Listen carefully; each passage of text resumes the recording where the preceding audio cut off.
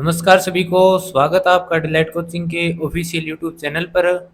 आज हम present perfect continuous के अंदर काम में आने वाले सिंस और फॉर में अंतर जानेंगे। ठीक, कि सिंस कब काम आता है और फॉर कब काम आता है। बहुत बच्चे इसमें कंफ्यूज हो जाते हैं, इसी वजह से उनके बहुत सारे क्वेश्चन भी गलत हो जाते हैं। लेकिन आज के बाद आपका ये जो भी कंफ्यूजन है ये एकदम क्लियर हो जाएगी। तो देखते हैं, सबसे पहले मैं आपको एक बात बताता हूं कि सिंस है ना, वो काम में लिए जाते हैं पॉइंट ऑफ टाइम के लिए। मैं ये बताऊं आगे डिटेल में। सिंस है वो आता है पॉइंट ऑफ टाइम के लिए और फोर आता है पीरियड ऑफ टाइम के लिए। ठीक, इतना आप याद कर लीजिए। सिंस किसके लिए आता है? पॉइंट ऑफ टाइम के लिए। फोर आता है पीरियड ऑफ टाइम के लिए। ठीक, अब देखिए ये पॉइंट ऑफ टाइम क्या होता है। ठीक, ये पॉइंट ऑफ टाइम होता क्या है? सिंस काम में आता है पॉइंट ऑफ टाइम के लिए। पॉइंट ऑफ टाइम होता है एक, कि कोई भी टाइम होता है ना उसका एक फिक्स पॉइंट। ठीक, जैसे मैं आपको बताऊं कि 1999 ये एक फिक्स ईयर है। ठीक, फिक्स साल है, फिक्स ईयर है। मैं आपको कहूं कि जून, क्या कहूं? जून, ये एक फिक्स मंथ है। ठीक, मैं आपको कहूं कि 1968 ये एक फिक्स ईयर होगी। मैं आपको कहूं कि 12 मई, तो ये एक फिक्स डेट हो गई। ठीक, मैं आपको एक एग्जांपल देता हूं मैं आपको कि सी हैज बीन वर्किंग। अब यहां पे मैं ब्लैंक छोड़ रहा हूं। ठीक, आगे लिख रहा हूं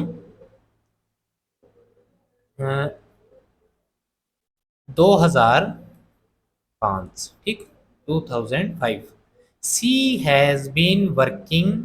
अब यहाँ पे आप मेरे को बताइए सिंस और फॉर में से क्या आएगा। तो 2005 जो है वो क्या है? एक फिक्स टाइम है। ठीक, पॉइंट ऑफ टाइम है, तो उसके लिए यहाँ पे हम लगाएंगे सिंस। ठीक, क्या लगाएंगे? सिंस। अब देखिए आपको पॉइंट ऑफ टाइम समझ में आ गया होगा कि क्या होता है। जैसे कोई भी मंथ हो, कोई भी ईयर हो, वो एकदम फिक्स लिखे। कोई भी डेट हो वो एकदम फिक्स लिखे। मैं आपको कह दूं कि संडे, संडे लिख दूं तो यहाँ पर ये फिक्स है ना, फिक्स दिन हो गया, हमें पता चल गया कब से? संडे से। ठीक, अब दूसरा वर्ड है जो कि है पीरियड ऑफ टाइम। क्या है? Period of time. अब देखिए इसका मतलब क्या होता है पीरियड ऑफ टाइम का। पीरियड ऑफ टाइम का क्या मतलब होता है? इसका मतलब होता है, मैं आपको कह दूं कि 2 साल से, 5 महीनों से। ठीक, तो ये पीरियड ऑफ टाइम हो गया। जैसे वो एग्जांपल लिया था ना हमने कि सी हैज़ बीन वर्किंग सिंस 2005, इसी एग्जांपल में हम एक और लेते हैं। सी, ये सेम ही लेंगे। She has been working, she has been working, ये ब्लैंक छोड़ दिया। अब यहाँ पर मैं लिख रहा हूँ 2 मंथ्स। ठीक, 2 मंथ्स। अब देखिए वह 2 महीनों से काम कर रही है। यहाँ पे सिंस और फॉर में से क्या आएगा?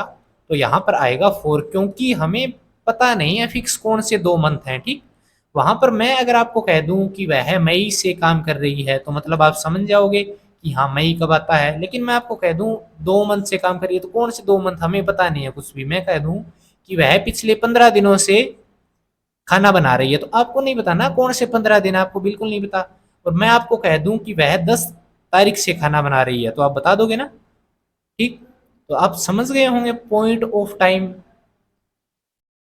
और पीरियड ऑफ टाइम में क्या अंतर है। ये तो एकदम फिक्स टाइम हो गया, और ये फिक्स नहीं होता है। ये हो गया जैसे 2 महीनों से, 4 साल से। ठीक, ये इस प्रकार का जो होता है ना, वो होता है पीरियड ऑफ टाइम। उसके लिए हम ये लगाएंगे फॉर, और एकदम पॉइंट ऑफ टाइम है ना उसके लिए लगाएंगे सिंस। ठीक, मैंने आपको ये अच्छे से क्लियर करवा दिया है।